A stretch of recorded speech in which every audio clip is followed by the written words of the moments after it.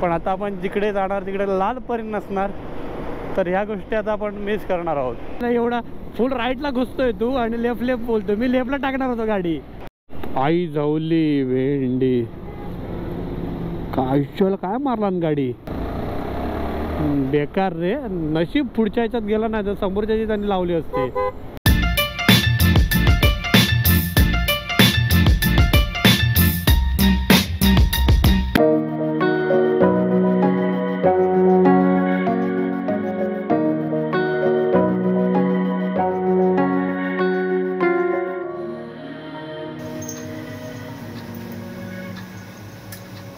नाही करायची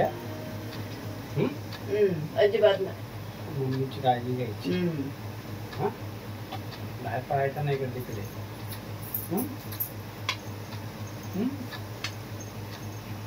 चालला तो बाबा कर. फायनली खूप दिवसांनी असा रेडी झालेलो आहे. चला येतो, काळजी घ्या. तुम्ही काळजी घ्या. रंजू झोपला ना, बरं आलं. झोपून दे. चल बेटा, चल. Bye bye. काळजी घ्या स्वतःची. हां, मिस कर मला, मी पण तुला मिस करीन. चला तर आता आपण राईडला सुरू करूया. गणपती बाप्पा, रे बापरे दव पडली. गणपती बाप्पा मोरया. नको, चालेल, थंडीत आहे. गणपती बाप्पा मोरया. श्रीदेव येतो बा मासेश्वरा. स्वामी समर्था. सुखरूप घेऊन जा, सुखरूप घेऊन ये. आणि बस आजचा प्रवास सुखाचा होऊ दे. हा हो, चल येतो. आरामात. रांचूची काळजी घे. फोन कर.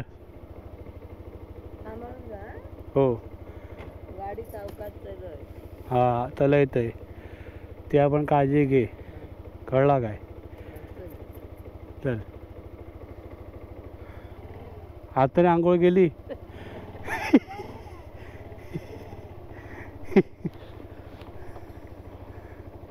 चल. आणि फायनली राईडची सुरुवात झालेली आहे. आणि राईट साईडला आपली लाल परी. पण आता आपण जिकडे जाणार तिकडे लाल परी नसणार, तर ह्या गोष्टी आता आपण मिस करणार आहोत. चला, केतन शेड आलेले आहे.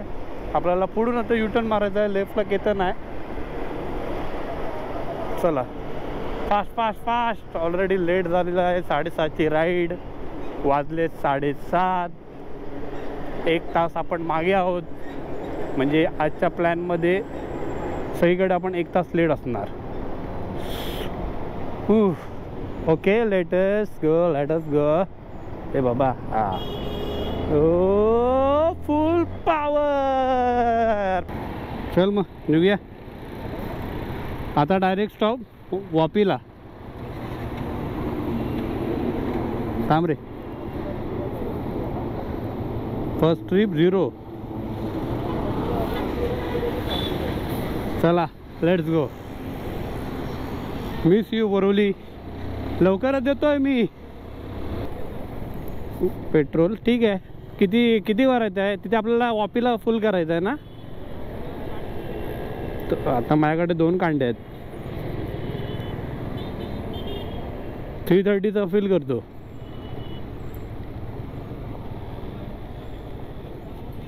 चालेल. गाडीमध्ये तर आता पेट्रोल भरून घेतलं आहे. आणि थोडासा तिथे एक छोटासा टास्क आहे. बघितलं. Okay, all clear. Good, nice. हो भाई, सनराईज.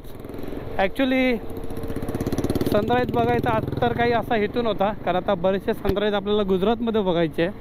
पण आज एक सनराईज आपण महाराष्ट्रात घेऊन पुढच्या आता 4-5 सनराईज आपल्याला गुजरातमध्येच बघायचे.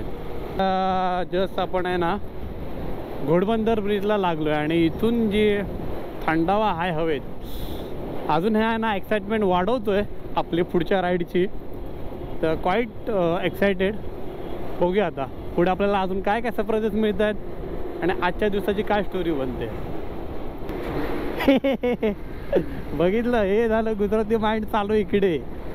बोलतो आजची स्टोरी बोलतो की गुजरातमध्ये जाऊन खमण ढोकळा खायचा आहे. वा, आपला ब्रेकफास्ट आज का खाना वापी में, नाश्ता वापी में होगा, खाना सूरत में होगा और डिनर अहमदाबाद में होगा. ओके भाई, जाम भारी वाटतंय, जाम भारी वाटतंय. आणि माझी ॲक्च्युली कसं माहिती आहे का मित्रांनो, स्टेटच्या बाहेर एक प्रॉपर, म्हणजे आतापर्यंत आपण स्टेटच्या बाहेर गोवा कोकणात गेलो होतो.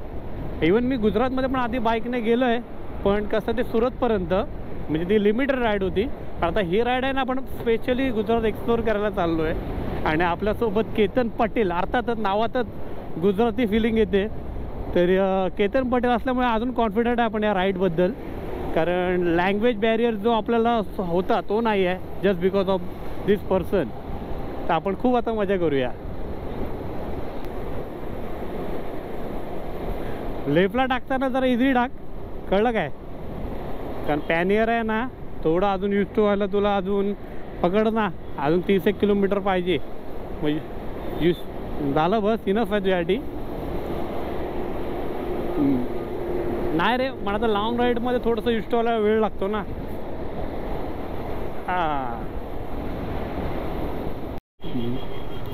जस्ट नायगावच्या अलीकडे ट्रॅफिक, जस्ट बिकॉज ऑफ हे विमान कोणतरी घेऊन चाललंय ट्रकवर टाकून. सॉरी, विमान नाही, हे ॲक्च्युली मोटर आहे, जी विंड मिल्स असते ना, जे इलेक्ट्रिसिटी जनरेट करते. इल्विजन ह्या कंपनीची ही विंड मिल्सची मोटर आहे. आणि हा कधी पोचेल काय माहिती, आणि कुठे लावतो, या साईडला कुठे लावतो काय माहिती.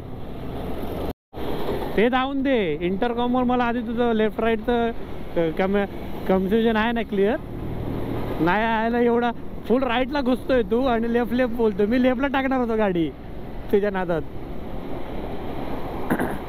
राईट कुठे आहे नक्की ना, लेफ्ट कुठे.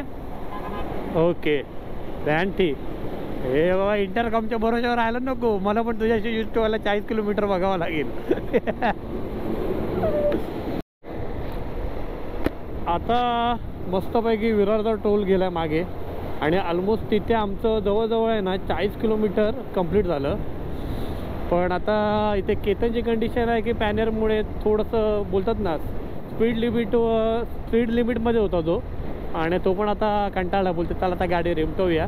तर आतापर्यंत आम्ही 50-60 येत होतो, आणि आता गाडी 80वर ऑलमोस्ट आता माझी पहिल्यांदा गेलेली आहे.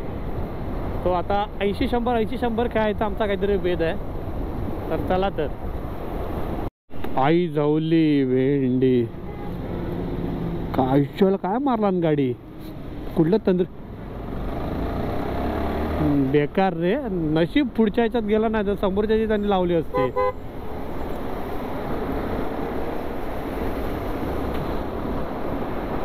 भाई, ॲक्सिडेंट अशा पद्धतीने होतात. आता मुंबई गोवा हायवेला मी कधी जायचो राईडसाठी, त्यावेळी असे बरेचसे ॲक्सिडेंट बघायचो. आणि आता 4 दिवसात गुजरात हायवेवर काय कंडिशन आहे रोडची, कारण हे रोड असे आहेत ना की हे अँगेज ठेवतात. म्हणजे ते समृद्धी हायवेसारखं नाही की बाबा रोड हिप्नोटिझमसारखे प्रकार वगैरे होतील. पण अशा रोडवर कसे काय ॲक्सिडेंट होतात ते मला काय कळत नाही.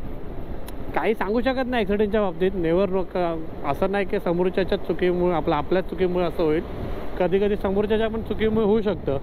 पण आपण आपलं तरी जेवढं कंट्रोलमध्ये राहता येतं तेवढं राहायला पाहिजे. पण हे जे मागे आता ॲक्सिडेंट गेलं, तर आता ॲक्सिडेंट बघितल्यावर मला जरा ती क्युरिओसिटी असते की बाबा हे कसं झालं असेल, काय झालं असेल. पण जेव्हा झालं असेल तेव्हा त्याला माहिती. कारण अशा रोडवर मोस्टली टायर रनिंगमध्ये पंक्चर झाल्यानंतर खूप रिस्की असतं. ते आता गाडी पंक्चर होऊन झालं आहे की कंट्रोल सुटला आहे तेच काय आला नाही. एनिवेज, आपण पुढे राईडमध्ये कंटिन्यू करूया.